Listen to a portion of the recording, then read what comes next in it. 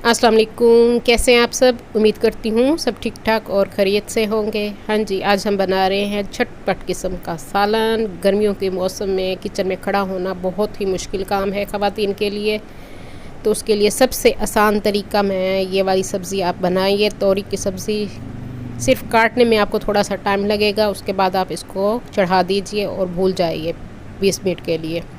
हाँ जी, मैंने कढ़ाई में ऑयल डाल दिया है।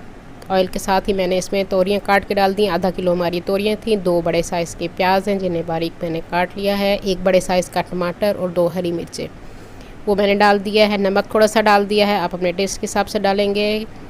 पिसी हुई लाल मिर्च मैंने डाल दी है। हल्दी डाल दी है।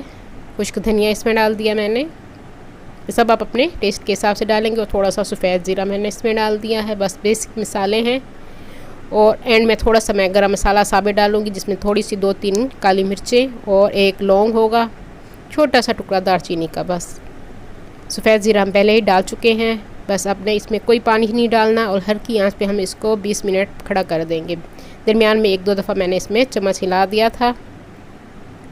हाँ जी, 20-25 मिनट बाद तोरियाँ अच्छी तरह से गल गई हैं, मज़ेदार खुशबू आ रही है। हमारा तोरी का सालन तैयार है।